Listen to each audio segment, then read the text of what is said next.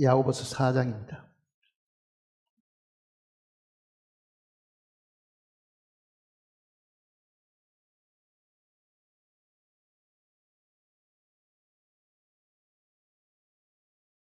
사장 1절 말씀부터 보겠습니다.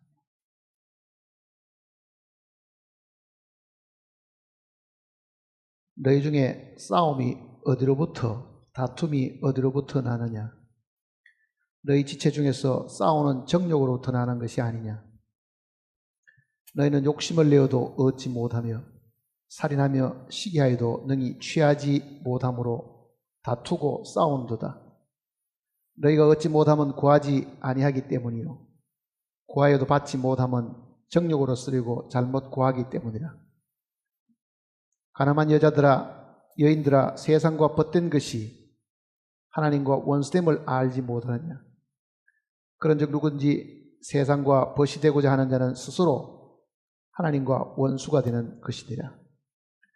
너희는 하나님이 우리 속에 거하게 하신 성령이 시기하기까지 사모한다 하신 말씀을 헛된 줄로 생각하느냐? 그러나 더욱 큰 은혜를 주시나니 그러므로 일렀을 때 하나님이 교만한 자를 물리치시고 겸손한 자에게 은혜를 주신다 하였느니라. 그런즉 너희는 하나님께 복종할지어다.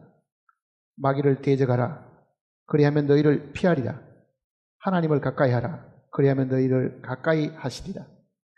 죄인들아, 손을 깨끗이 하라. 두 마음을 품은 자들아, 마음을 성결하게 하라.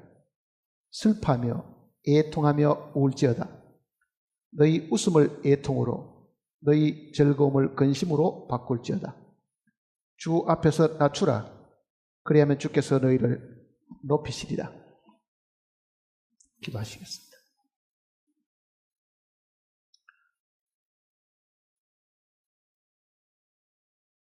살아계신 아버지 하나님, 우리의 마음을 주님 앞에 물 쏟듯 쏟아붓기를 원합니다. 우리의 마음이 이 세상에 사로잡혀 있고 눈에 보이는 것을 추구하다 보니 마음속에서 하나님을 잊어버리고 하나님을 배반하고 살아왔을까 심히 두렵습니다. 눈의 정욕대로 살지 않게 하시고 마음에 이끌린 대로 행동하지 않도록 우리를 지켜주시고 돌봐주시옵소서. 기록된 말씀을 통해서 우리의 모든 것들이 드러나고 우리의 잘못을 지적받기를 원합니다. 성령이 하나님께서 각 심령 마음을 활짝 열어주심으로 이 말씀을 저희들이 참으로 진리의 말씀으로 빛으로 받아들이게 인도해 주시옵소서. 우리의 감추은 것이 드러나고 숨겨진 것이 다 드러나므로 하나님 앞에 벌거벗은 것 같은 우리의 마음을 주님께서 보시고 씻을 것은 씻게 해주시고 버릴 것은 버리도록 주님께서 인도해 주시옵소서. 이 자리에 함께 말씀을 듣고자 한 자리에 모인 심령들 마음을 주님께서 아십니다. 마음에 강구하는 바와 마음의 괴로움과 고통도 또한 주님이 아시오니 마음에 원하는 바를 주님께서 들어주시고 기도로 간구할 때 주님께서 응답해 주실 것을 부탁드립니다. 이 시간을 통해서 주님께서 영광을 받으시옵고 우리 모두가 주님으로 인해서 기뻐하고 말씀을 먹고 말씀을 상고함으로 우리의 영혼이 굶주림에서 해방받도록 주님 우리를 도와주시옵소서. 우리를 죄악 가운데서 권하신 거룩하신 주 예수님의 거룩하신 이름으로 간절히 기도드립니다. 아멘.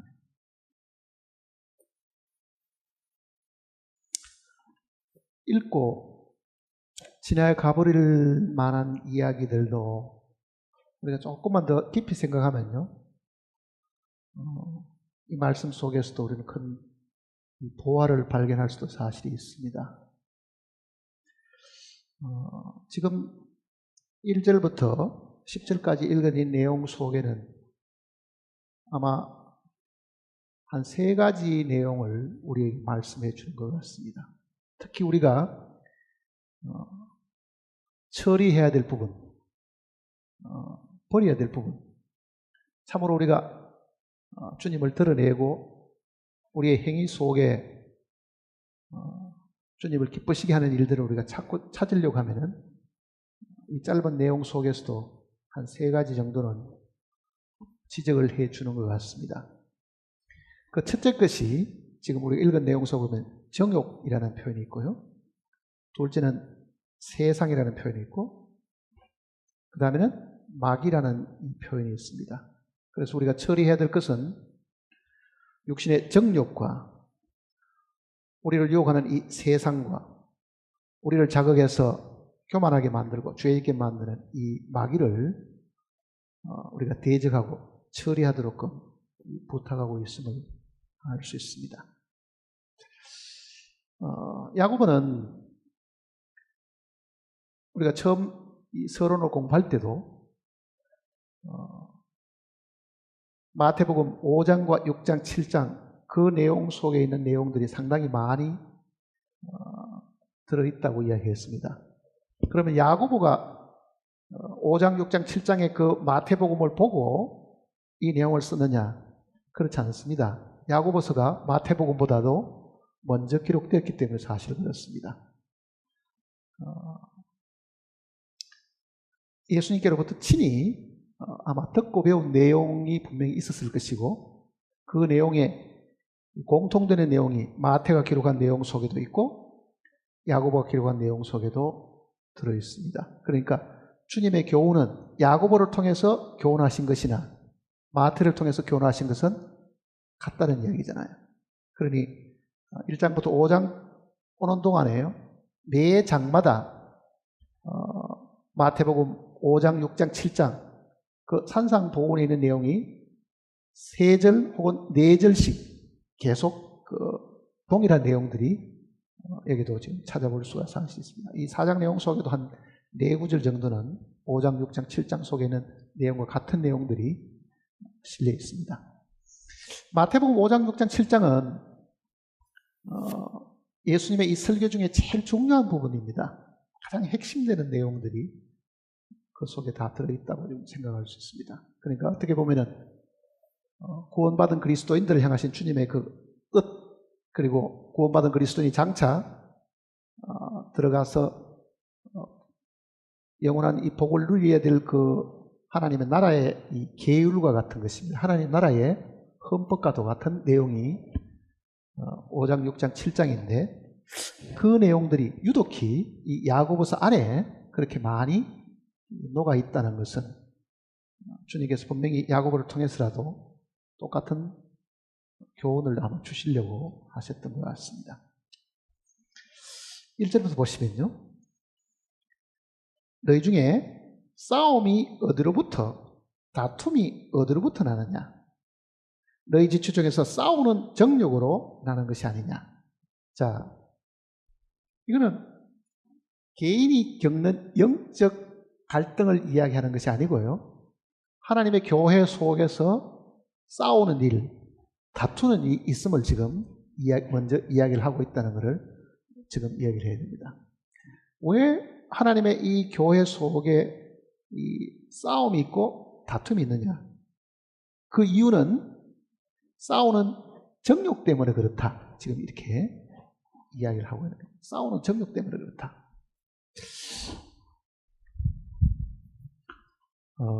사람이 모인 곳에는 분쟁이 분명히 있을 겁니다. 그게 교회는 아니라도 세상의 어느 단체든지 어느 무슨 모임이든지 사람이 모이는 곳에는 다 치고받고 싸우는 그런 육신적인 어떤 큰 싸움도 있을 수도 있고 이견 대립을 인해 가지고 계속 싸우는 그런 다툼도 있을 수도 있고 분명히 있죠. 근데 야고보는 하나님의 교회 안에 지금 성도들 사이에 싸움이 있고 다툼이 있음을 지금 이야기를 하고 있는 겁니다. 왜 싸우느냐? 이렇게 물으면은 저 사람이 나보고 이렇게 말했기 때문에 아니면 나를 무시했기 때문에 그렇게 이야기를 할 것 같은데 야고보는 그렇게 싸우는 그 다툼과 싸움의 원인은 모든 사람 속에 있는 이 싸우는 정욕이 있기 때문에 사실 그렇다. 이렇게 이야기하는 겁니다. 정욕 때문에 그렇다. 그러니까 지금 싸움 혹은 뭐 다툼 이렇게 표현했잖아요. 싸움 혹은 다툼. 엄밀하게 그 두 단어의 뜻이 사실 다를 겁니다. 물론 그 두 단어의 뜻을 오늘 설명하려고 하는 것은 아니고, 이 싸움이 되었든지 그저 이렇게 다툼이 됐든지 간에 그게 우리 육신의 이 지체 속에 싸우는 정욕으로 인한 것이다. 그렇게 이야기하거든요. 싸움. 다툼. 싸우는 정욕. 그랬습니다. 정욕.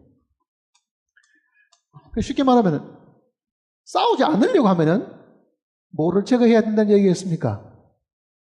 싸우지 않으려고 하는 노력이 필요한 게 아니고 제거해야 될 거는 정욕이 제거돼야 된다. 그러니 앞으로는 안 싸워야지. 그게 중요한 게 아니라 이 정욕을 제거해야 되는데, 싸우는 정욕 때문에 다툼이 있다고 하면은 이 정욕이 제거돼야 되는데, 사실은 이 정욕은 싸우지 말아야 되겠다. 그런 이 노력과 수고로는 불가능하죠. 이 내용을 조금 이해하려고 하면은 갈라디아서를 한번 보세요. 갈라디아서.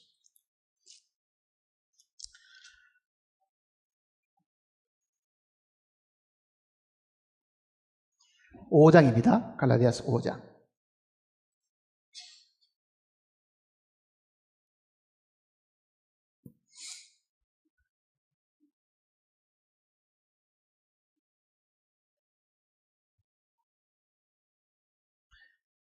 (24절을) 보시겠습니다. 5장 24절. 그리스도 예수의 사람들은 육체와 함께 그 정욕과 탐심을 십자가에 못 박았느니라. 만일 우리가 성령으로 살면 또한 성령으로 행할지니 헛된 영광을 구하여 서로 노엽게 하거나 서로 투기하지 말지니라. 자, 그리스도 예수의 사람들은, 즉 예수 그리스도를 믿고 정말 그 속에 하나님의 영이 있는 사람들은 이 육체와 함께 정욕과 탐심을 이미 십자가에 못을 박았다. 그러면은 이 싸우는 정욕에 인해서 싸움과 다툼이 난다고 하면은요, 말을 바꾸면은 우리는 아직도 이 육체와 함께 그 정욕과 욕심이 십자가에 못 박힌 사실들을 인정하지 않으면 그 정욕대로 어떻게 됩니까? 또 시기하고 다투고 또 싸우게 된다. 그러니까 이 야고보가 우리 가르치려고 하는 거는요, 싸우지 마라. 왜 그리스도인이 싸우느냐? 그걸 이야기하려는 게 아니고, 싸우는 원인은 싸우는 정욕 때문에 그런데 그 정욕이라는 거는 우리 육체와 함께 이미 십자가에 못 박힌 것이다. 그거를 분명히 시인을 하고 그거를 매일 생활 속에서 그거를 자기가 인정하고 살면은 그렇지 않는데, 그거를 인정하지 않으면 어떻게 되느냐? 내가 왜 무시를 당해야 되느냐? 그러잖아요. 내가 왜 무시를 당해야 되느냐? 왜 내가 너한테 이유 없이 욕을 얻어먹어야 되느냐? 나는 왜 손해봐야 되느냐? 그런 많은 것 때문에 이 정욕을 자극하고 탐심을 자극하게 되면은 결국은 우리는 다시금 또 싸우게 되는데, 그 싸움의 원인이 이 싸우는 정욕 때문에 사실 그렇다. 이렇게 지금 이야기를 하고, 그 앞에 16절 한번 보세요. 16절. 갈라디아 5장 16절. 내가 이르노니 너희는 성령을 따라 행하라. 그리하면은 육체의 욕심을, 여기서 말하는 육체의 욕심은 육체의 정욕을, 그 말입니다. 육체의 정욕을 이루지 아니하리라. 이렇게 이야기한 거예요. 자, 육체의 정욕을 이루지 않게 되면 싸울 일도 없고 다툴 일도 없고, 성령을 따라 살게 되면은 이게 사실은 없어진다. 만일 이 정욕을 따라 살지 않고 정말 우리가 성령을 따라 산다고 하면 그 행위는 남들 보기 어떻습니까? 믿음의 행위잖아요. 정말 하나님을 믿는 믿음이 있음으로 인해 가지고 남들이 봐도 행위가 정말 반듯하고 올바르지요. 그게 행위로 어렵담을 얻는 거잖아요. 행위로 어렵담을 얻는 거거든요. 그래 우리는 믿음으로 구원받은 사람들은 분명히 행위로도 어렵담을 얻어야 되는데 그렇게 하려고 하면 그 행위는 성령을 따라 사는 것이 죽은 정욕을 따라 살지 않는 것이기 때문에 그 성령을 따라 사는 그 삶이 육체의 승리를 가져온다. 그 내용을 지금 이야기를 하려고 하는 겁니다. 그러니까 반드시 우리는 성령을 따라 사는 것이 무엇인가 하는 것을 항상 머릿속에 생각을 해야 되겠죠. 그게 영에 속한 사람들이 사는 그 삶이다. 그 얘기죠. 다시 에베소서를 보시면, 아니죠. 야고보서를 보시면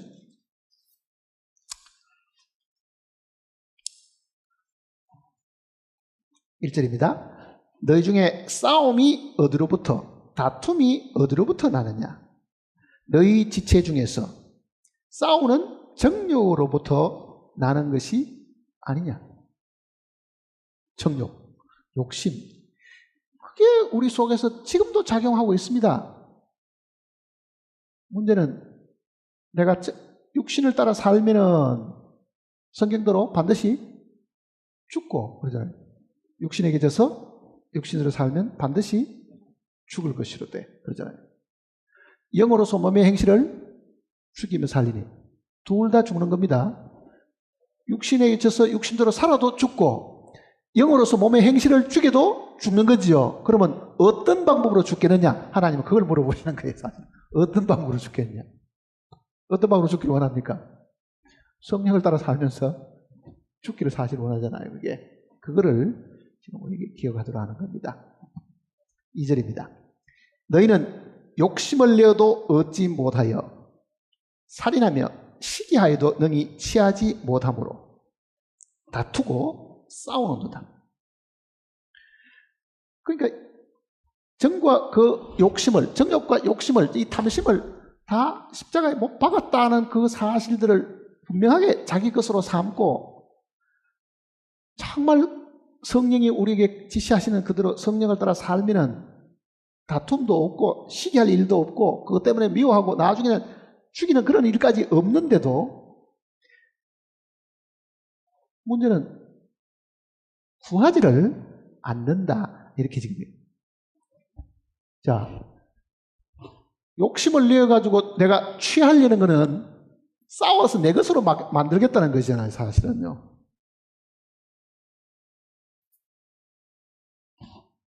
탐심이 작용하고 혹은 내가 남에게 인정받는 것을 내가 만일 좋아한다고 생각하는 것 같으면 실제 그거를 사람하고 논쟁해가지고 내 것으로 삼으려고 하지 말고 하나님께 뭘 하라는 이야기입니까? 구하라 그러잖아요. 이거는 이제 마태복음 7장에 7절은 구하라 그러면 너에게 주실 것이죠. 그 내용과 일치하는 내용이잖아요. 그 내용과 같은 내용이거든요. 하나님께 구해가지고 받으려고 해야 되지 자기 욕심을 따라가지고 추구해서는 되는 것이 아니다. 하나님이 주신 것 이외에 필요 이상을 구하는 것이 탐심이거든, 사실은요. 당장 돈이 없는데도 돈에 대한 욕심을 내는 사람이 있잖아요.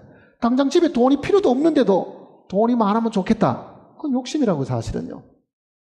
그러나 돈이 없으면 정말 하나님 구해서 받을 수 있는데도 구하지도 않고 욕심을 부리다 보니 내 그 욕심을 충족시키려고 하면은 괜히 옆에 사람 가진 사람 어떻습니까? 왜 저 사람은 저렇게 많이 가졌는데 나는 이렇게 없느냐? 그 사람하고 비교가 괜히 시기가 생기고 그 시기 때문에 싸움도 생기고 그렇게 된다는 얘기잖아요. 그러니 그 욕심을 따라 살 게 아니고 내가 필요하면은 하나님께 뭐 하라는 얘기입니까? 구하라. 그렇게 이야기하는 겁니다. 싶었어요. 너희가 얻지 못하면 구하지 아니하기 때문이요. 자, 없으면은 옆에 사람 걸 시기하고 질투하지 말고 뭐 하라고요? 하나님, 나에게도 이것이 꼭 필요합니다. 저 사람 가진 것도 좋지만은 내게도 그것이 반드시 있어야 됩니다. 구해야 되는 걸 생각도 안 하고, 아니 지금 학교 다닐 때 내가 공부도 못했는데 더 잘 살고, 뭐 그런 사람 들어있잖아요. 괜히 옆에 사람 뭐 잘 되면은 아들이 잘 됐다든지 뭐 해도 뭐 괜히 마음속에 배가 아프지요, 사실은. 그게 우리가 가지고 있는 싸우는 정욕 때문에 그렇다. 그러면 그 사람한테 분풀이하지 말고 없으면은 하나님께 구해라. 그렇게 지금 이야기하고 있는 겁니다. 옆에 사람 옆에 사람 가진 그거 시기해가지고 그거 나도 가졌으면 이렇게 하지 말라는 이야기잖아요. 그 다음 3절 보세요. 구하여도 받지 못함은 정욕으로 쓰려고 잘못 구하기 때문에. 근데 괜히 욕심을 부려가지고 그 욕심 때문에 하나님께 뭐를 더 구하는 것은 하나님 주실 리도 없다. 한번 생각해 보세요. 내가 지금 당장 필요한 거는 뭐 동네 다니는데 자전거 한 대만 있으면 딱 좋은데, 예? 아니 골목길에 차를 달릴 수도 없는데도 남이 멋진 차를 타면 어떻습니까? 나도 그런 차가 하나 있으면 좋겠다. 그거는 욕심이라는 이야기예요, 사실은요. 그 욕심을 하나님께서 반드시 들어주셔야 될 이유는 없는 거예요. 정말 내게 필요한 것이면 필요한 그 자체를 그대로 구하면은 주시지만은요. 어떤 사람은 자동차가 필요하고 어떤 사람은 자전거가 필요할 수도 있는데 자전거 필요한 사람에 자동차 주면은 어떤 일이 생길 것 같아요? 가끔 우리는 뉴스를 보다 보면은 이북 사람들이 어디 저 밖에 가지고 뭐 경기 시합 하는데 뭐 금메달 따고 오면은요 벤즈를 준답니다. 벤즈. 문제는 벤즈를 받아도요 기름을 구할 수가 없대요. 그럼 그 벤즈 뭐에 써먹겠어요? 기름을 제대로 배급받지도 못하는데 그 벤즈를 받아가 뭐 하겠냐고 그게. 그러니 우리가 하나님께 구할 수 있는 것은 정말 필요한 것이 있다고 하면 반드시 주시는데도 그거를 잘못 구한 거는 뭐냐? 이 정욕을 충족시키기 위해서 나도 차가 한 대 있으면 남한테 무시를 당하지 않을 거야. 그거는 정욕으로 구하는 겁니다. 안 그렇습니까? 남들이 다 가지고 있는 걸 내가 없기 때문에 하나님 왜 남들은 다 주면서 나는 안 줍니까? 이렇게 구하는 거는 정욕으로 구하는 거예요. 반대로 얘기하면 네가 가진 것 중에는 남들이 없는 것도 분명히 있다. 이렇게 얘기할 거 아니에요. 남들이 못하는 재주도 내가 너에게 줬고 남들이 지금 자들은 못할 기술도 너에게 줬는데 너는 네가 받은 거는 고맙게 생각 안 하고 괜히 남의 밥에 콩이 더 커 보이듯이 남 가진 것도 나도 가져야 되겠다고 하는 거는 정욕으로 구하는 것이다. 이렇게 지금 이야기를 해주는 겁니다. 여기까지가 우리가 처리해야 될 것이 뭐냐? 이 정욕에 대한 부분을 이야기하는 겁니다. 자, 신앙생활을 하는데 왜 신앙생활을 제대로 안 되느냐? 이거는 정욕을 처리하지 않아서 그런 것이다. 사실은 그 정욕은 갈라디아 그 말씀대로 이 육체와 함께 주님이 십자가에 못 박힐 때에 정말 이 정욕과 탐심을 십자가에 못 박았다고 이야기하잖아요. 끝나버린 거잖아요. 그러니 우리도 그 끝난 그 상태에서 출발을 해야 된다. 이게 첫 번째 이야기입니다. 두 번째는 뭐냐면요. 4절입니다. 가늠하는 여인들아 세상과 벗된 것이 하나님과 원수됨을 알지 못하느냐. 그런즉 누군지 세상과 벗이 되고자 하는 자는 스스로 하나님과 원수가 되는 것이니라. 이게 지금 가늠하는 여인들아 하는 이 여인은 모든 주님의 신부 속에 들어있는 사람들을 두고 하기 때문에 그렇습니다. 예수님을 신랑으로 그를 사랑하는 교회를 신부로 표현했기 때문에요. 만일 하나님의 교회에 속한 이 하나님의 신부가 되는 이 사람들, 즉 여인들이 어떻게 하라는 얘기입니까? 세상과 벗이 되게 되면은 하나님과 원수가 되게 됩니다. 자, 구원받은 그리스도인은 신랑이신 주님 앞에 서기 위해서 지금 매일 생활 속에서 단장해 가는 과정이잖아요. 그게 그 단장이 성도들의 옳은 행실이거든요. 지금 그 단장해 가는 사람들이 정작 자기가 장차 만날 주님, 그 신랑을 위해서 단장하지 않고 엉뚱한 남자를 상대해가지고 그 사람한테 잘 보이려고 단장을 하게 되면 그건 간음이다. 그 얘기입니다. 간음이다. 그러니까 구원받은 그리스도인들이 정말 주님을 신랑으로 생각하고 자기를 단장하는 사람이냐 이렇게 지금 물어보려고 하는 거잖아요. 자, 세상에게 잘 보이기 위한 겁니까? 주님 앞에 자기가 올바로 깨끗하게 보이려고 하는 삶입니까? 내가 지금 현재 사는 삶이 우리 마음은 어쩌면은요 세상으로 굉장히 많이 기울어 있는 거예요. 왜? 보는 것과 듣는 것 때문에 우리 마음이 거기에 미혹되어 가지고 눈은 거기 가 있고 귀도 세상에서 들려오는 것, 감미로운 소리, 보기 좋은 것, 거기에 마음을 빼앗기고 살고 있기 때문에 주님을 사랑한다고 말하고 있는 사람들도 마음속에서는 뭐가 있습니까? 말똥에 굴러도 세상이 좋다. 그렇잖아요. 이 세상은 정말 돈만 있으면 살기 좋은 곳이구나. 그거를 항상 동경하고 사는 거예요. 그러다 보니까 돈 하고 이제 계속 사는 거죠. 돈 하고. 자, 야고보스가 이 내용을 기록할 때는요, 그 당시 사람들도 그럴 위험이 분명히 있었기 때문에 이 내용을 한 거잖아요. 그러면 우리들 아무것도 안 하겠어요? 또 한 것을 더 보세요. 요한 1서를 보시면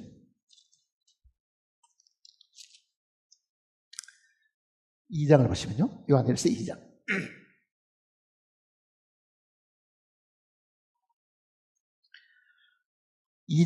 요한 1서 2장 15절입니다. 2장 15절. 이 세상이나 세상에 있는 것들을 사랑하지 말라. 누구든지 세상을 사랑하면 아버지의 사랑이 그 안에 있지 아니하니. 이는 세상에 있는 모든 것이 육신의 정욕과 안목의 정욕과 이생의 자랑이니 다 아버지께로부터 온 것이 아니요 세상으로부터 온 것이라. 이 세상도 그 정욕도 지나가되 오직 하나님의 뜻을 행하는 자는 영원히 거하니라. 이 세상에는 세상에 있는 것들을 사랑하지 말라고 말씀하셨는데도 우리는 조금은 마음을 거기에 두고 흠모하고 세상도 매력이 있는 곳이야. 정말 그것이 있으면 얼마나 나에게 좋겠는가. 그런 생각을 가지고 있다는 이야기잖아요. 자, 그러면은 내 주위가 다 세상입니다. 사실은 내 주위가 내 육신을 둘러싸고 있는 이 주변이 다 세상이잖아요. 내가 이 세상에 살고 있는데 어떻게 이 세상과 세상에 있는 것들에 대해서 마음을 뺏기지 않고 살 수 있다는 이야기냐. 자, 세상은 눈에 보이는 거죠. 사실은 눈에 보이는 게 세상이죠. 주님이 이야기하시는 이 하나님의 나라라는 것은 지금 우리는 눈에 보이지는 않습니다. 그러니까 보이는 세상과 보이지 않는 세상이, 이건 세상이라고 표현하기 그렇고 보이지 않는 하나님의 나라가 사실은 있습니다. 자, 하나님과 하나님 나라에 속한 모든 사람들은 눈에 보이는 세상과 세상에 있는 것들을 사랑하지 말라. 그렇게 명령을 받은 겁니다. 우리가 구원받은 것은 보이지 않는 영적인 것이잖아요. 사실은 영적인 것입니다. 그러니까 정말 우리가 신령한 삶을 살기를 원하면 보이지 않는 것을 추구해야 되지, 보이는 것을 추구하는 사람은 절대로 신앙생활을 할 수가 없다. 그 내용을 지금 우리에게 합니다. 그러니까 세상은 물질 세계고 세상은 우리가 말하는 자연 세계입니다. 이 자연 세계도 굉장히 매력이 있죠. 아주 좋은 산골짜기에 물이 출출 흐르는데 폭포가 있고 나무가 푸르는 계곡 발당국에서 어때요? 이 더울 때. 아, 좋다. 마음이 확 이렇게 환해지고 시원한 느낌을 받죠. 그러니까 육체가 좋아하는 게 뭡니까? 눈에 보이는 자연세계잖아요. 자연세계 사실은. 그러니까 세상과 세상에 있는 것들을 사랑하지 말라는 이 말 속에는 보이는 것 사랑하지 말라는 말과도 같은 이야기입니다. 고린도 후서를 보세요. 고린도 후서 4장입니다.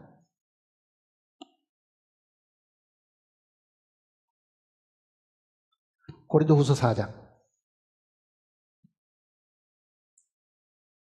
18절입니다. 고린도 후서 4장 18절 같이 읽겠습니다.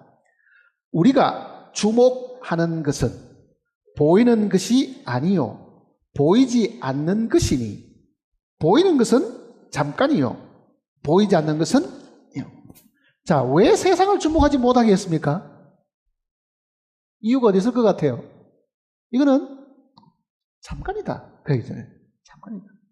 그 잠깐 보이다가 사라지는 안개같이 없어질 그거를 붙들고 그게 사실인 것처럼 그게 마음을 다 두고 산다고 하면은 사실 우리 마음은 이 보이는 거하고는 관계가 없는 영적인 것인데도요. 그게 다 마음을 빼앗긴다고 하면은 진짜 보이지 않는 이 영원한 것을 놓칠 가능성이 많죠. 두 개를 동시에 다 잡을 방법은 없습니다. 두 개를 동시에 잡을 방법. 그러니까 보이는 것은 잠깐이고 보이지 않는 것은 영원한 것이기 때문에 내 마음과 내 관심과 내 생각은 보이지 않는 하나님과 그 나라에 마음을 두고 살아라. 이거를 지금 이야기를 하고 있는 겁니다. 그래서 제가 가끔 이야기하잖아요. 하나님 앞에 다 죽었다고 시인이 안 되면은 눈하고 귀만 죽었다고도 시인해도 이거는 큰 발전이 있는 겁니다. 눈을 감았다고 한번 생각해 보세요. 창피할 것도 없고 부끄러울 것도 없습니다. 내가 무슨 옷을 입었든지 내가 눈을 감았다고 하면요 사람이 나를 어떻게 생각하는지 그게 마음을 두지 않습니다. 내가 눈을 뜨고 있다고 생각하니까 내 입은 옷이 취해 보이고 내 얼굴이 늙어 보이고 못생겨 보이고 하니까 괜히 남 앞에 서는 것이 창피스럽다고 생각하잖아요. 그런데 내가 내 모습을 보지 않고 눈을 감아버리면요 내가 누더기를 걸쳐 있어도 사람들 앞에 부끄러운 것도 없죠. 보기 때문에 주저하고 보기 때문에 창피를 느끼는 것도요. 보지 않으면은 창피한 것도 없습니다. 내가 어떤 모습을 하고 있든지 간에 내가 눈을 감고 있으면은요 아무것도 보지 않는다 하면은 사람을 의식하지 않습니다. 사람 의식 안 해요. 이건. 귀도 마찬가지라고요. 안 듣는다고 생각하면 어때요? 기분 나쁠 일도 없고. 그러니 온 육체가 십자가에 다 못이 박혔다는 게 신이 안 되면은요 하나님 내 눈부터라도 죽었음을 이 귀부터라도 죽었음을 확실하게 알게 해줍니다. 그러면 많은 죄에서부터 멀어집니다. 죄 안 짓고 그 죄를 안 지을 수 있는 거예요. 보고 듣는 것 때문에 속상하고 기분 나쁘고 악한 말을 할 수 있는 그런 죄에서부터는 상당히 멀리 갈 수 있다는 것을 생각합니다. 그러니까 이 고린도 후서 이 4장에 있는 이 이야기나 야고보가 오늘 우리에게 가르치는 이 이야기는요 같은 이야기입니다. 사실 어떻게 보면 자, 이 세상과 세상에서 사랑하지 말라. 왜 그래요? 안개와 같이 잠시 있다가 없어지는 것이다. 그러니 그리스도인들이 주목해야 될 것은 보이는 것이 아니고 보이지 않는 하나님과 그 나라에 속한 것들이다. 영원한 것들이다. 그러죠. 영원한 것이다. 하나님이 세상을 지으셨는데 보이는 세상만 지으신 것이 아닙니다. 골로새서를 한번 보세요.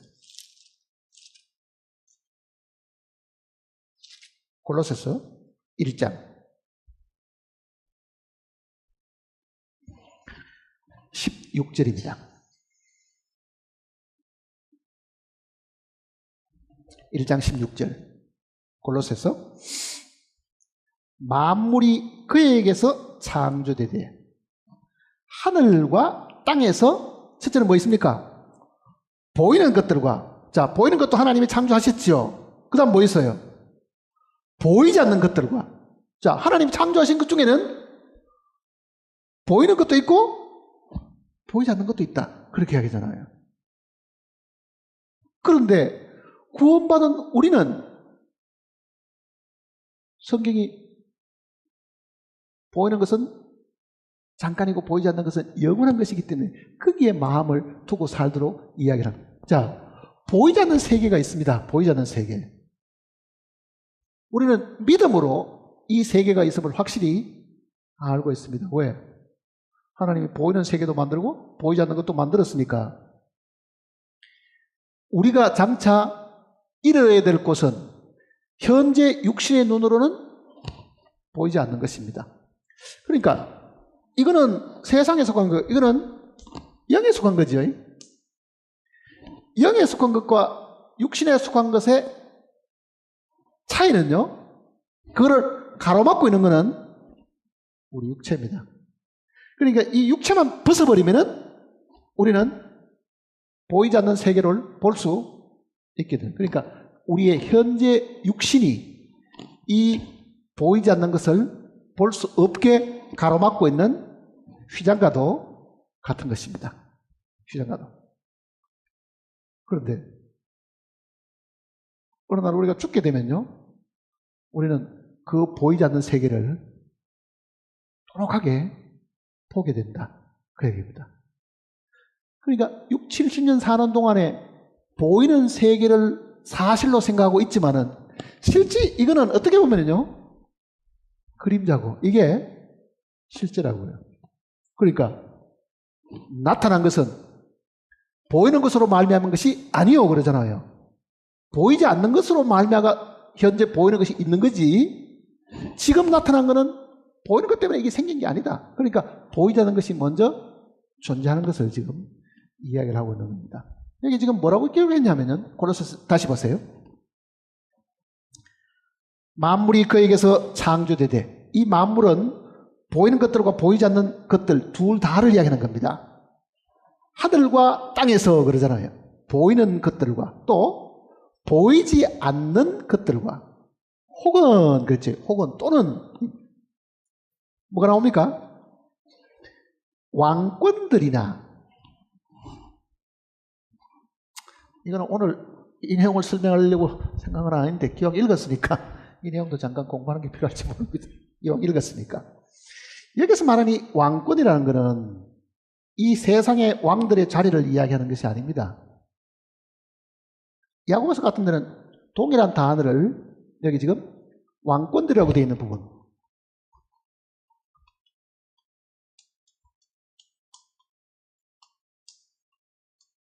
보호자들과 이렇게 표현되어 있습니다. 다른 야고보서, 에베소서 같은 데 보면은. 그 다음에는 주권들과 그러죠. 주권. 또 뭐 있어요? 통치자들과.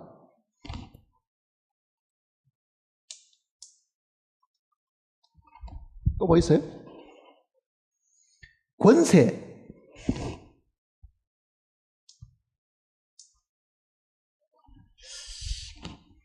여기 지금 왕권 혹은 에베소서는 이 보호자를 이렇게 표현했는데요, 이거는 이 땅에 있는 내용을 이야기하는 것이 아닙니다. 보이지 않는 것들, 혹은 하는 말은 보이지 않는 것 중에 뭐가 있느냐 하면요, 왕권, 주권, 통치, 권세, 이거 뭐 잣대는 안 붙여도 됩니다, 사실은. 그러니까 우리말은 이거를 번역하는데 어려움을 아마 겪었을 겁니다. 이거는 영어로 하면 throne, 보호자들입니다. throne. 이 주권이라는 것은 에베소는 이게 정사와, 이렇게 표현했습니다. 그 다음에는 통치 혹은 권세. 이게 지금 다스리는 거고, 이거는 어떤 큰 힘을 가지고 있는 것을 이야기하는 겁니다. 이 내용들은 이게 영적 존재들입니다. 영적 존재들. 그러니까 하늘에 속하 있는 영적 존재들 가운데, 즉 영의 세계 속에는요, 우리가 말하는 천사들이 있죠. 천사도 이 중에 한 부분입니다. 그러니까 성경 속에 영의 세계에 속하는 이 영적 존재들 중에는 스랍, 그룹, 여기 지금 없는 거.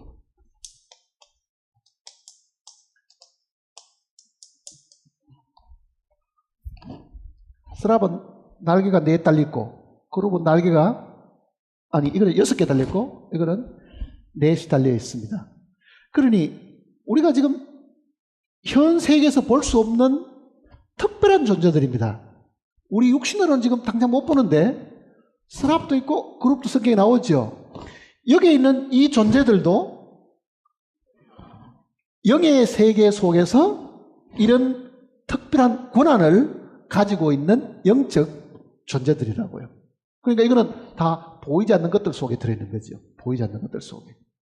그러니까 이 내용은 땅에 있는 왕권들이나 주권을 이야기하는 것이 아닙니다. 쉽게 말하면은 영의 세계 속에 하늘나라의 하나님을 섬기는 그 존재들도 뭐가 있다는 얘기입니다. 맡은 일들이 다 다른데 거기에도 계급이 있다.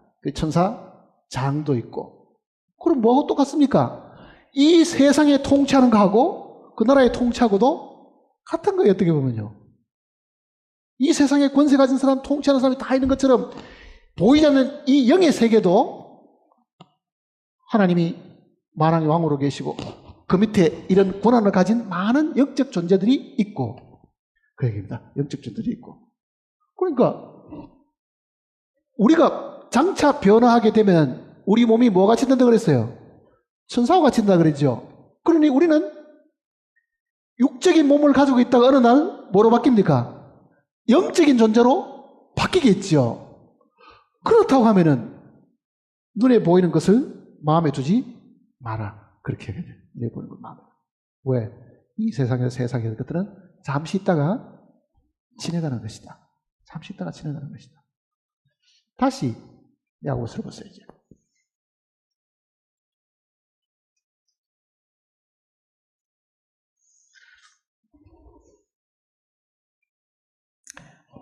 사절입니다.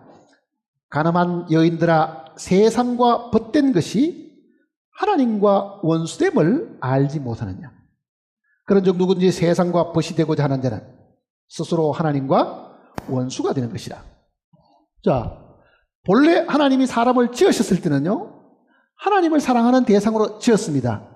더더욱 구원받고 난 이후에는 하나님의 사랑이 우리 마음에 부음바 되어가지고 그 사랑으로 하나님을 사랑하도록 해 주신 것인데, 정작 자기를 구원한 하나님에 대한 애정은 없고 눈에 보이는 세상에 내가 마음을 뺏기고 살면은 하나님이 보실 때는 내가 세상과 뭐하고 있습니까?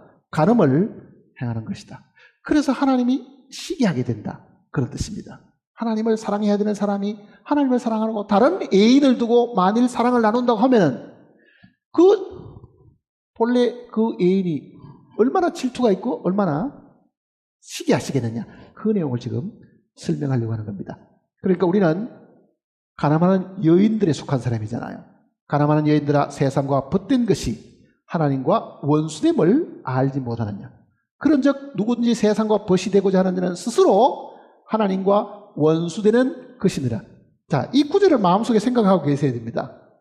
내가 마음이 세상에 빠져 있고 정말 세상의 것만 추구하고 만일 산다고 하면은 나는 하나님 눈에서 보면은 나는 세상이라는 애인을 두고 내가 지금 바람을 피우고 사는 사람이다. 그것뿐만 아니라 그 순간 하나님과 나는 뭐 어떻다고요? 원수가 된다. 그러죠. 원수가 된다. 그러니 구원받은 그리스도인이 참으로 믿음으로 살고 그 행실을 통해 가지고 정말 어렵담을 얻으려고 하면은 우리는 싸우는 그 정욕도 제거되어야 되고 또 뭐가 제거되어야 돼요? 세상도 제거가 되어야 됩니다. 자, 한번 보세요. 세상이 제거됩니까? 안 됩니까? 네? 우리 육신의 정욕이 제거됩니까? 안 됩니까? 그거는 내가 어떻게 할 수 있는 건 아니지요. 죄도 그러고 율법도 그대로 있고 그 죄와 율법이 없어지는 것이 아니라 그 죄와 율법에 대해서 내가 죽어야 되죠. 자, 하나님, 나는 세상을 안 보고 살겠습니다. 고개는 일로 안 돌리는데 마음은 어디가 있어요? 세상을 보고 있잖아요. 고개는 그걸로 안 돌고 있을지 모르지만 마음은 그걸로 가 있는 거예요. 그러면 내가 세상을 사랑하는 마음이 없어야 되는데 이 안에 그 마음이 없도록 아무리 깨져도 없어지지 않습니다.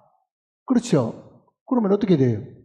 세상에 대해서 내가 죽어야 된다. 그 얘기잖아요. 갈라디아서 보세요. 이제 6장을 보시면요.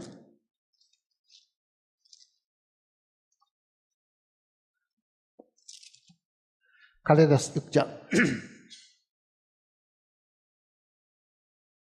14절입니다. 6장 14절. 그러나 내게는 우리 주 예수 그리스도의 십자가 외에 결코 자랑할 것이 없으니 그리스도로 말미암아 세상이 나를 대하여 십자가에 못 박히고 내가 또한 세상에 대하여 그러냐. 자, 내가 세상에 대해서 십자가에 못 박혔다 그러잖아요. 내가 세상에 못 박혔다.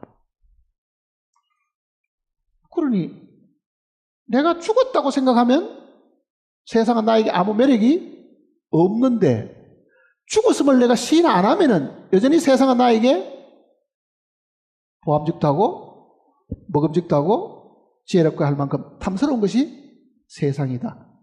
주님이 우리를 이기게 하는 방법은 세상을 없애는 것이 아니고 세상을 좋아하는 나를 십자가에서 처리하셨다. 그 내용을 지금 우리에게 다시 가르쳐주는 겁니다. 자, 세상을 돌아보지 않도록 노력해야 될 게 아니고 우리는 매일매일 생활 속에서 나는 세상에 대해서 십자가에 못 박힌 사람이다. 그 내용을 이야기합니다. 다시 이제 야고보서를 보세요.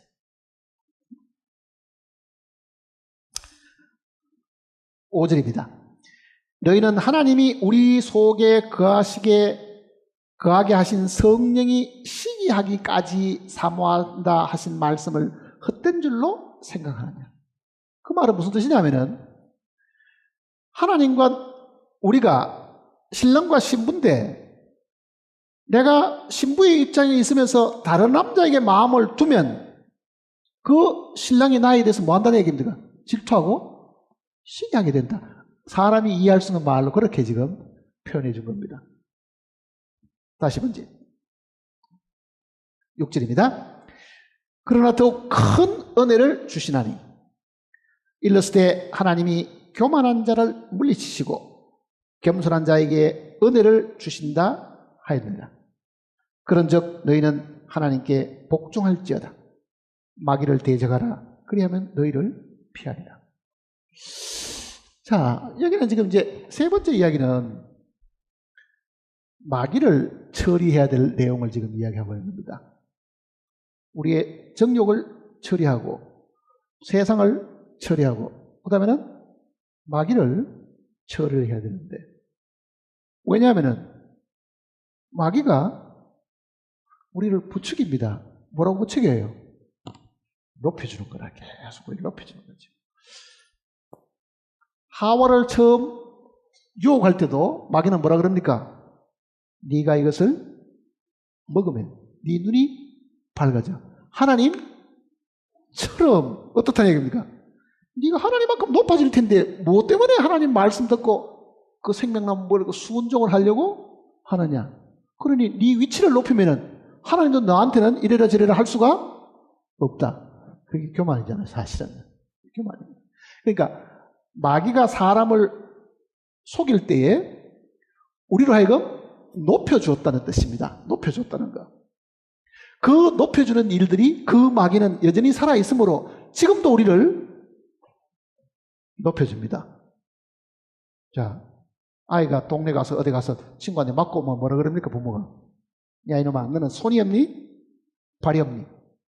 남 때리면 그래도 한 대 때려줘야지. 네가 왜 맞고 하느냐? 그게 육신의 부모가 자식들에게 그렇게 이야기하잖아요, 사실은요.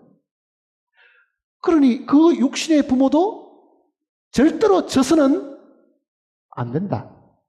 절대로 남에게 굴복하지 말고 네가 때려주고 네가 지배를 하더라도 지배를 받지 말아라.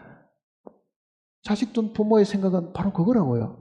자식이 돼서 맞고 왔다고 보다는 차라리 두들겨 패고 왔다 그러면은 치료비는 좀 물어줘야 될지 모르지만 어떻습니까? 그래도 우리 아이가 힘이 있어가지고 안 맞고 다니는구나. 아마 이게 좋게 생각할지 모른다고. 그러니 우리 육신은 부추기는 거를 거기에 동조돼 가지고요. 그걸 굉장히 기분 좋게 생각하고 그게 자기가 꽤나 높아진 것처럼 자기가 무슨 어떤 위치에 이런 것처럼 착각을 하게 되는데 그 뒤에 마귀가 있음을 절대로 모르는 거죠. 마귀가 우리를 그렇게 꼬넘기는 거예요, 계속. 그래서 여기는 특별히 마귀를 대적하라고 지금 말씀하신 겁니다. 보세요, 이제. 6절을 다시 보시면 그러나 더 큰 은혜를 주시나니 그러므로 일렀을 때 하나님이 교만한 자를 물리치시고 겸손한 자에게 은혜를 주신다 하였느니라.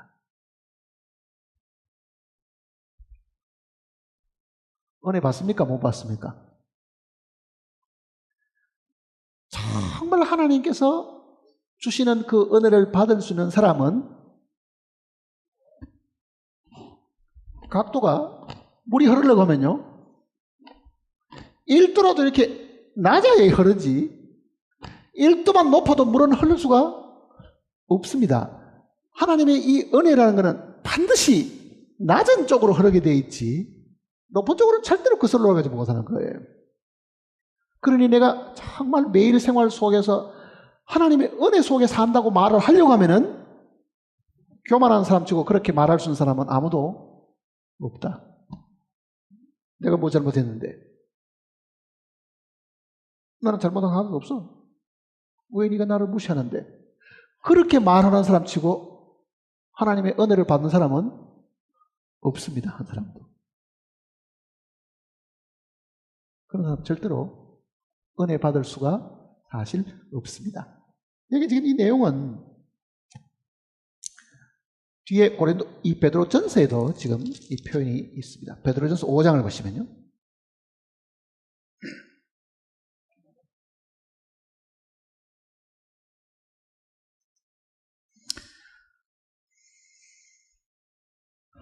베드로전서 5장 5절입니다.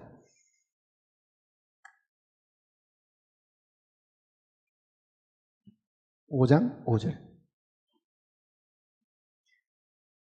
젊은 자들아, 교회 안에서 젊은 사람들입니다. 이와 같이 장로들에게 순복하고 다 서로 겸손하여 허리를 동이라. 하나님은 교만한 자를 대적하시되 겸손한 자들에게는 은혜를 주시느라. 자, 은혜를 받으려고 하면 기본이 뭐라는 얘기입니까? 겸손해야 되는데, 그러잖아요. 겸손해야 되는데. 하나님의 교회 속에 젊은 사람들이 자기보다 나이가 많고 연장자인데도 아니 뭐 나이만 많이 먹었지 뭐 저 사람이 뭐 아는 게 뭐 있어? 나이가 많이 먹었는데 저 사람이 뭐 존경받을 일을 뭐 하고 있어? 그 정도로 만일 우리가 교만하다 그러면요 하나님의 교회 속에서 뜻대로 은혜 받을 수가 없습니다. 은혜 받을 수가 없는 거예요. 그러니 요즘 보세요. 젊은 사람이 어른들을 향해가 인사하는 것도 제대로 할 줄 모릅니다. 세상이 그렇게 돼가지요.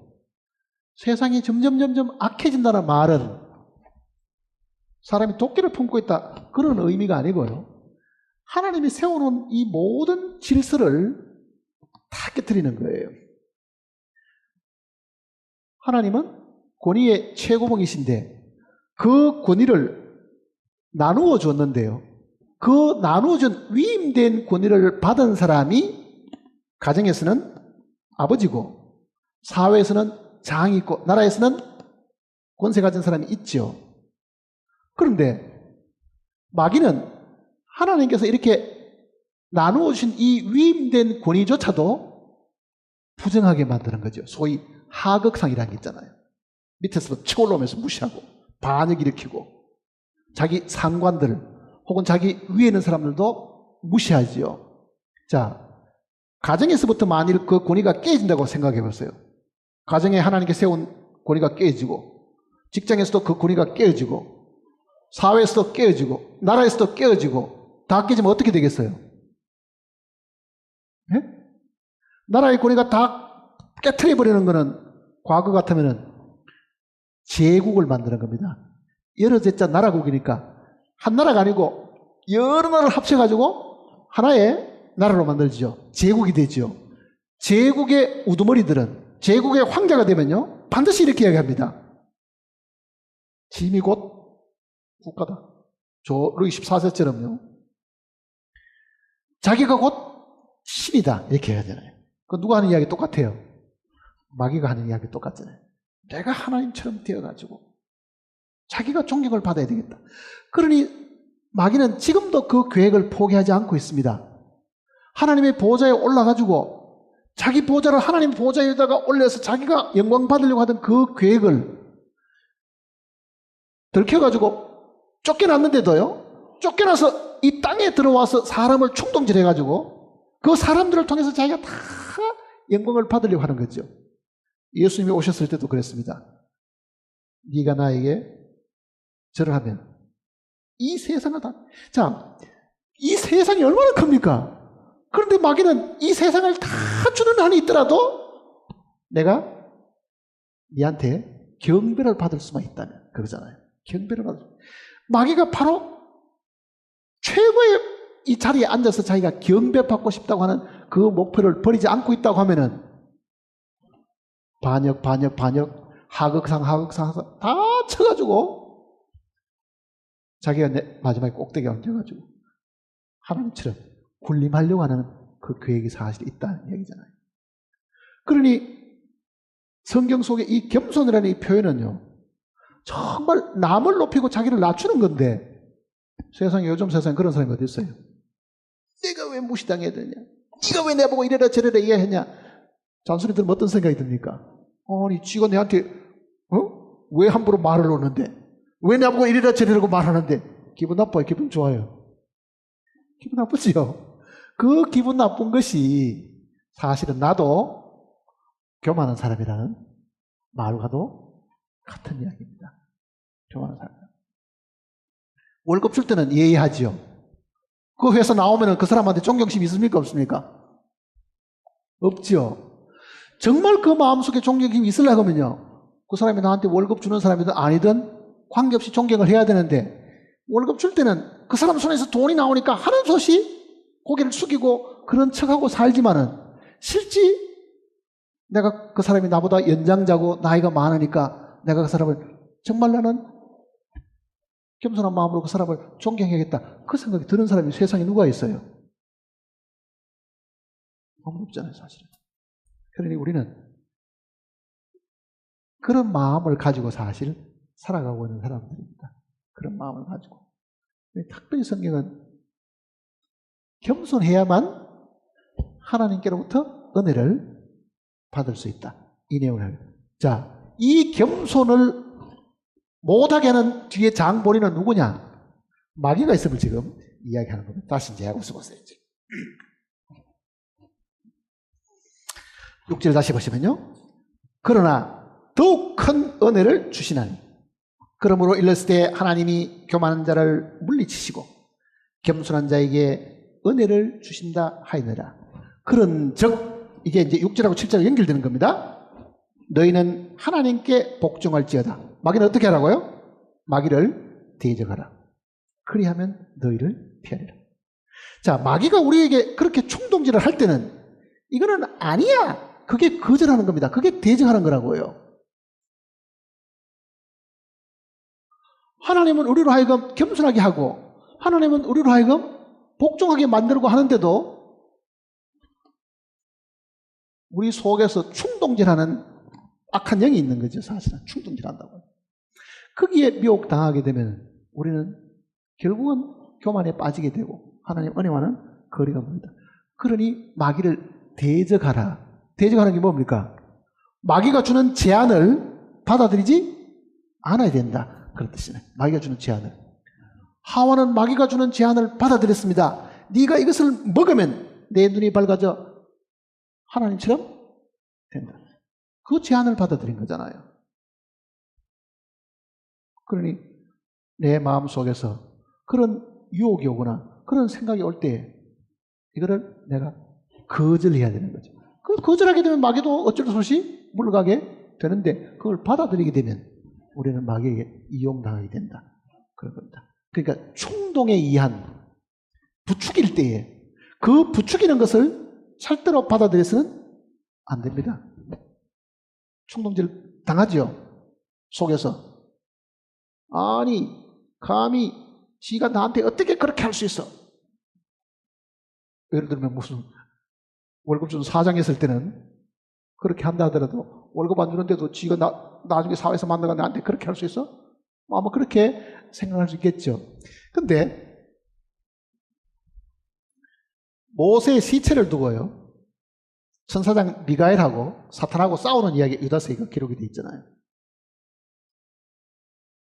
근데 미가엘하고 이 사탄하고 싸울 때 뭐라 그럽니까? 미가엘이 이 사탄을 저주하지 않습니다. 왜 그렇습니까? 본래 이 사탄의 지위가 미가엘보다 높았기 때문에 그런 거예요. 높았어요. 쫓겨나기 전까지는. 그러니 하나님이 너를 책망하시길 바란다. 그 말하고 끝났지. 그 큰 권위를 가지고 있던 그 사탄을 향해서도 함부로 말하지도 않았습니다. 그게 권위를 인정하는 거잖아요. 하나님 권위를. 왜? 마귀도 한때는 하나님이 세웠거든요.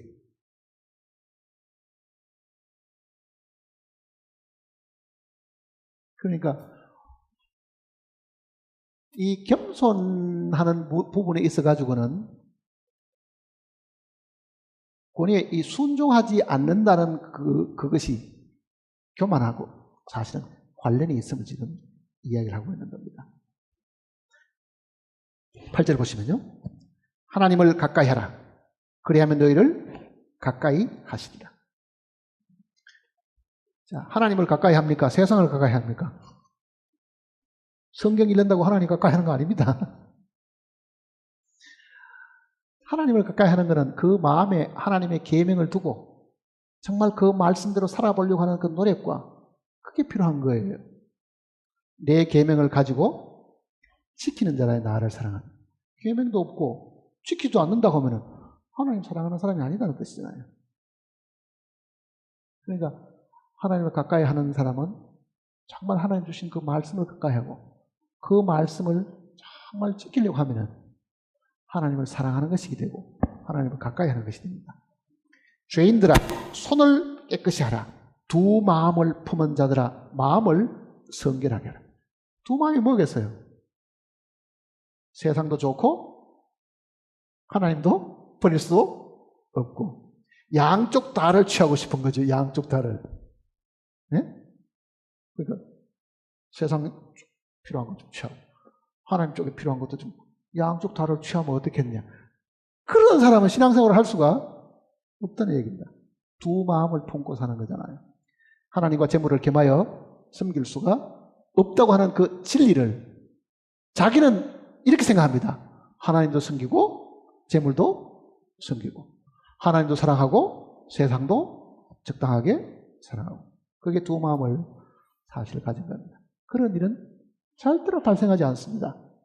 두 가지를 동시에 다 사랑할 수 있는 방법은 없다는 걸 지금 이야기하는 겁니다. 그 다음 보세요. 9절에 슬퍼하며 애통하며 울지어다.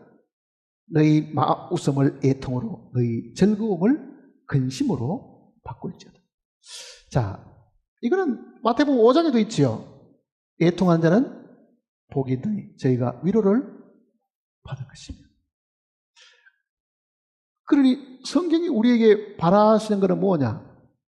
세상이 우리에게 즐거움을 주는 것이 아니고 세상은 우리에게 더 괴로움을 주고 잠시 쾌락을 주는 것 같아도 그 쾌락의 끝이 고통이라는 것을 고통을 준다는 걸 안다고 하면 정말 우리는 마음속에 이 세상을 향해서 눈물이 있어야 된다. 그 이야기입니다. 세상을 향해서 덥석 안을 것이 아니라 세상을 향해서 내가 정말 울 줄을 알면은 하나님은 그 울음을 기쁨으로 즐거움으로 바꿔주시면 우리는 세상이 즐거운 장소라고 생각하잖아요. 세상이 이게 고통과 괴로움의 장소가 아니라 이 세상이 즐겁다고 생각하니까 문제가 많은 거예요, 사실은. 정말 하나님 앞에 내가 애통하는 사람이 되어야만 하나님의 위로를 받을 수 있습니다. 자, 첫째는, 팔복 중에 첫째는 심령이 가난한 자는 복이 있나니 그러잖아요. 심령이 가난한 자는.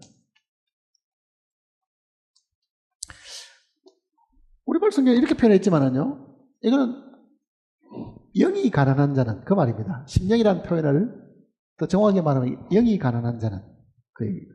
영이 가난하다.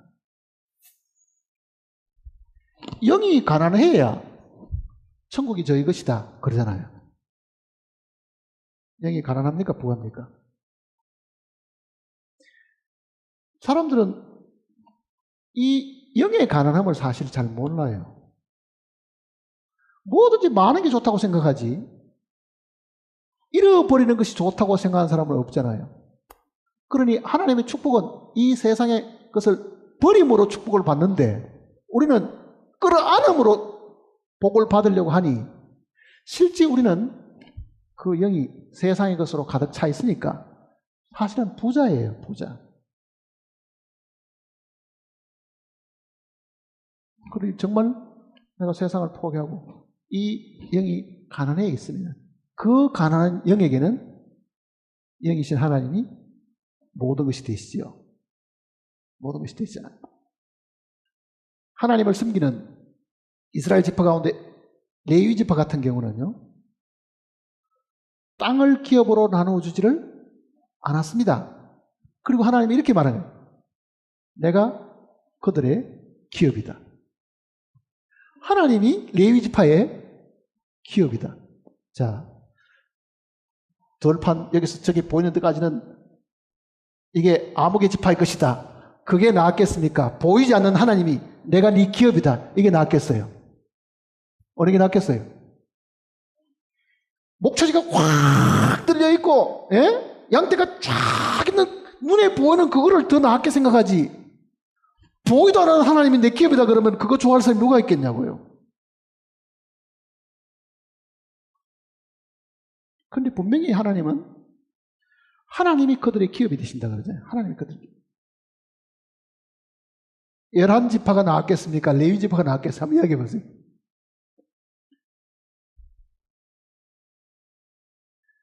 레위 지파는 뭐 어디 못 받았기세지 뭐.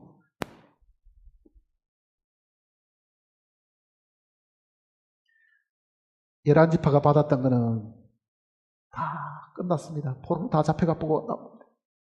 그렇지만 레위 지파는 하나님이 계속 그들이 하나님이 되셨다고 하면은 하나님이 먹을 것이 필요할 때는 먹을 것 주시고 입을 것이 필요할 때는 입을 것 주시고 할 텐데도 정말 그 하나님이 자기의 기업이 되신다.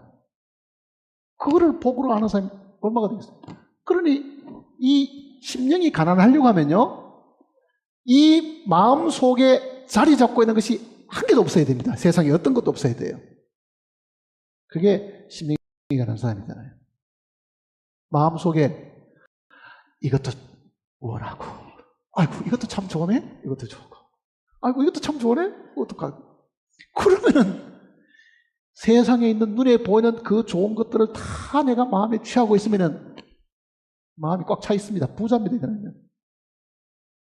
그러니 정말 레위 지파처럼 아무것도 안 받고 눈에 보이는 건 하나도 없고 보이지 않는 하나님이 나의 기업이시다. 그 사람이 사실은 제일 큰 복을 받았잖아요.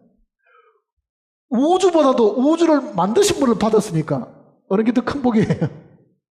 하나님이 더 큰 복인데도 우리는 그거를 그렇게 생각하지 않는 거예요.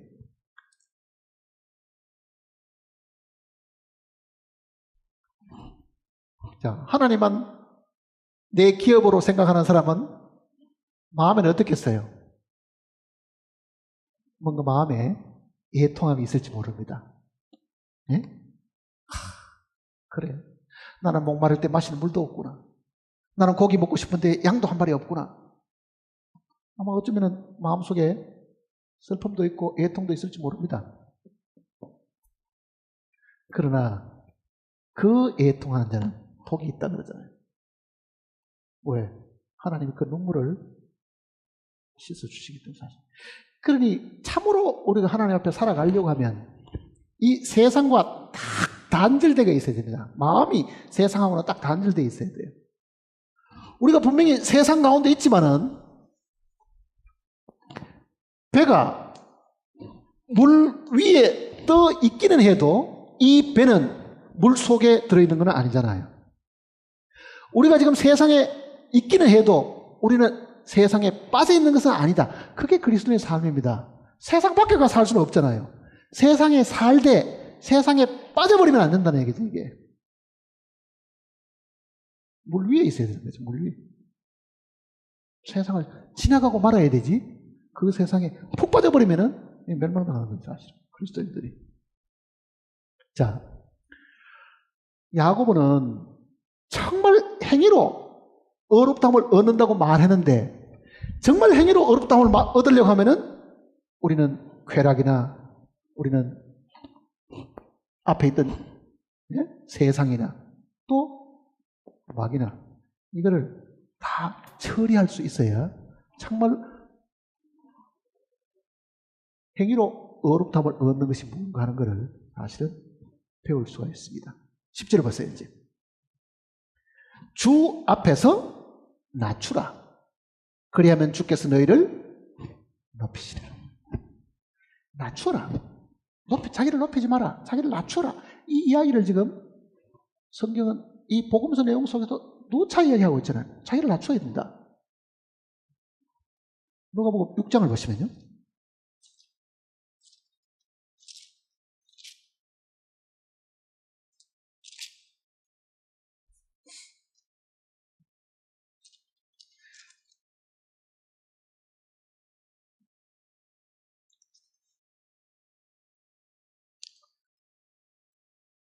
육 장이 아니고 9장을 보십시다.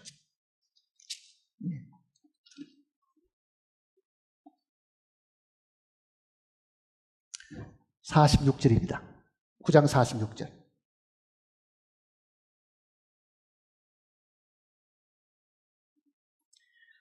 제자 중에서 누가 크냐 하는 변론이 일어나니 예수께서 그 마음에 변론하는 것을 아시고 어린아이 하나를 데리다가 자기 곁에 세우시고 그들에게 이르시되 누구든지 내 이름으로 이런 어린아이를 영접하면 곧 나를 영접하며 또 누구든지 나를 영접하면 곧 나를 보내신 이를 영접합니다. 너희 모든 사람 중에서 가장 작은 그가 큰 자니라.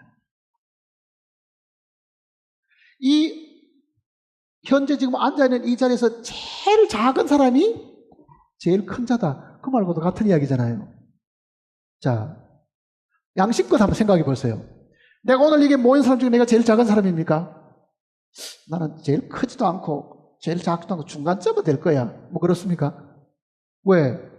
제일 끝에 서는 거는 제일 싫잖아요. 누구든지. 제일 꼴찌고 제일 마지막에 쓰면은 나는 모든 사람을 다 섬겨야 되는데 내가 제일 끝에 서가지고 되겠어?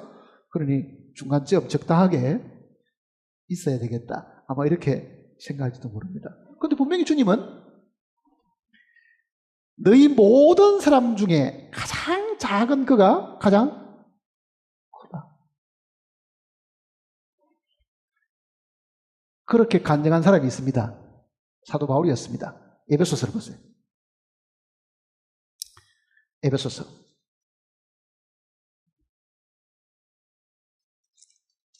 3장입니다.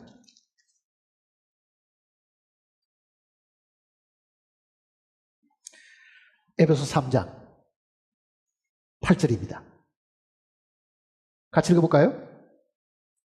모든 성도 중에 지극히 작은 자보다 더 작은 나에게. 그러면 누가 제일 작습니까? 바울이 자기가 제일 작은 사람이다 그러잖아요. 우리는 바울이 정말 위대하고 큰 사람이라는 걸 사실 아는데 바울은 하나님 앞에 절대로 크다는 이야기를 하지 않았습니다. 이 말은 그저 겸손으로 그렇게 듣기 좋은 말로 한 게 아닙니다. 내가 죄인 중에 괴수다 그러잖아요.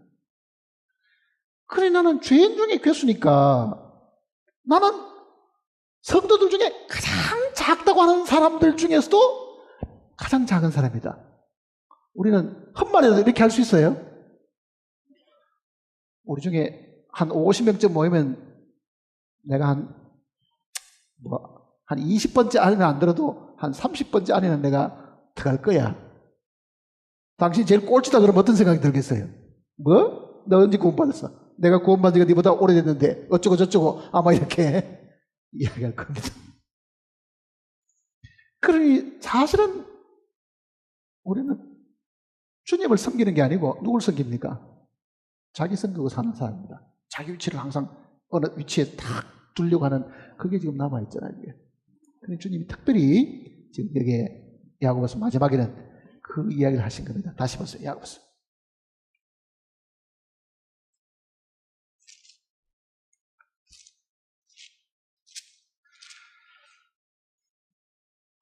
10절 같이 읽어봅시다. 주 앞에서 낮추라. 그리하면 주께서 너희를 언제 높입니까? 주님이 재림하시게 되면요, 이 땅에서 정말 남을 섬기고 살았던 사람, 정말 자기를 낮추면서 겸손하고 살았던 그 사람은 분명히 주님께서 그 나라에 가서는 지위를 높여줍니다. 이 세상에서 정말 권위를 알고 권위에 그 순종했던 사람은 장차 권위를 행사하는 사람으로 상을 주시는 거죠. 이 땅의 동안에 권위에 순종하지 못했던 사람은요, 자기가 항상 높다고 생각했던 사람은 주님도 그 사람에게는 권위를 행사할 수 있는 기회를 주지 않습니다. 그러니 지금 현재 살아가는 이 시간은 장차 주님이 이 땅에 오셔서 우리에게 제대로 일을 맡기시려고 할 때 그 때에 준비하는 시간들이라고요. 지금 준비하는 시간. 그러니 이 땅에 있는 동안에는 정말 낮은 자리에 처하고 겸손하고 정말 사도 바울이 말한 것처럼 지극히 작은 성도들 중에서도 내가 그 중에서도 제일 작은 사람이다 할 정도로 자기를 낮춘다고 하면은 왜 사도 바울을 나중에 하나님께서 높은 자리에 올리지 않겠어요? 그 누리는 걸핏하면은 지가 뭔데? 이렇게 말해요. 지가 뭔데? 아니 내가 국회의원 좀 되면 길거리 가는 교통수행자들을 어떻게 보이겠어요? 저게 내 차를 딱지 떼려고 하다니 뭐 그 생각 들겠죠? 왜? 내가 그래도 나라의 국회의원인데. 그럼 한 가지 알아야 될 게 있습니다. 교통경찰도 그 자리에 서서 위반자를 떼는 거는요, 그가 받은 뭡니까? 권위라고요.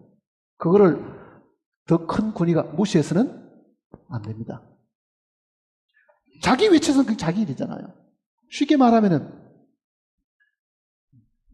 학생을 가르치는 선생님이 교실에서 권위를 위임받아가 가르치는 선생님이 되어 있죠. 그 자리에는 대통령도 거기 와서 이래라 저래라 할 수가 없습니다. 그럼요. 왜? 그 공간 안에서는 선생님이 권위를 가진 사람이거든요. 내가 대통령인데 뭐 일개 학교의 선생한테 내가 뭐 어떻게 해야 되겠어? 그거는 정말 권위를 모르는 사람이라고요. 정말 권위를 모르는 거죠. 자, 그러면 한번 보세요. 내가 처해 있는 위치에서 조금 내가 옮기면은 그 위치에서는 권위 행사자가 다른 사람이겠죠. 내가 처해 있는 위치가 서울이고 내가 다른 곳에 갔다고 하면 생각해 보세요.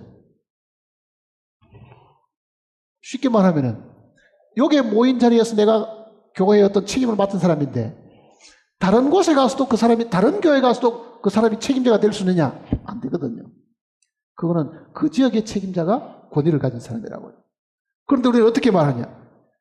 내가 서울에서 교회 대표인데, 그럼 서울서 교회 대표지, 그럼 거기서 대표냐고, 그게. 그거는 권위를 모르는 사람이라고요, 사실은요. 권위를 모르는 사람입니다. 그러니 하나님이 세우는 이 권위는 누구도 깨트려서는 안 됩니다. 어떤 거예요? 그러니까 인간의 세운 모든 죄들을 주를 위하여 순복하라 그러잖아요. 인간의 세운 모든 죄들 중에 제일 작은 것은 가정이고 제일 큰 것은 국가입니다. 그 모든 것은 하나님이 세워놓았기 때문에 그거를 그래도 내가 뭐 어떤데 하고 무시했다가는 나중에 하나님 앞에 가서는 분명히 책망을 받게 됩니다. 그게 주 앞에서 지금 낮추라는 말이 무슨 뜻이겠어요? 하나님이 모든 권위를 세워 두셨으니 이게 하나님의 명령인 줄 알고 자기를 낮춰야 되지. 겁도 없이 하나님도 없는 것처럼 자기가 잘난 것처럼 그렇게 해서는 안 된다. 그거는 절대로 신앙인이 아닙니다. 그 사람은 절대로 행위로 어렵다함을 얻을 방법도 없습니다. 그거를 깨트리고 무시하고 자기를 드러내세우는 사람은 성경대로 겸손은 종기의 앞작이고 교만은 패망의 선봉입니다. 그게. 그건 망하는 거예요. 다 망하는 거예요. 전부 다. 그러니까 이 야고보서 기록할 때는 짧은 내용이긴 해도요. 굉장히 구절구절 속속들이 우리에게 꼭 필요한 말씀으로 지금 교훈을 하고 계시는 겁니다. 기도하십시다.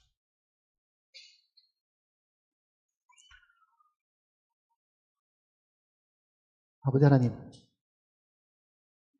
매일 생활 속에서 우리는 주님의 말씀을 이루고 살아야 되는데 우리의 마음이 교만하고 당돌해서 우리는 세운 권위에 대해서도 무시하고 자기가 세상에서 가장 똑똑고 자기가 잘났다고 생각하는 그 어리석은 가운데 빠져서 우리가 살까 심히 두렵습니다. 하나님께서 우리의 마음을 꿰뚫어 보고 계시오니 이 모든 권위의 주인이신 하나님을 두려워하는 마음으로 우리가 이 세상을 살아가는 동안에도 분명히 겸손한 마음을 가지고 살도록 인도해 주시옵소서.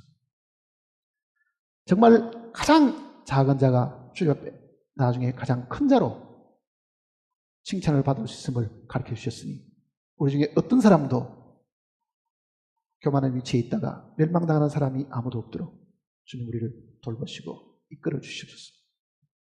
주님 만날 때에 지금 우리 양심을 괴롭히는 이런 죄들이 주님 만날 때에도 똑같은 괴로움을 당할까 항상 우리가 두려워하는 마음으로 살게 도와주시옵소서. 우리의 양심을 거스리는 모든 것들을 항상 우리가 처리하고 담대한 마음을 가지고 살아가는 저희들이 되게 도와주시옵소서. 주님의 오심이 가까운 이때 저희들이 정말 정신을 차리고 깨어서 기도하는 가운데 주님을 맞이할 수 있도록 우리를 권고하시고 인도해 주시옵소서. 주 예수님의 거룩하신 이름으로 기도드립니다. 540장입니다.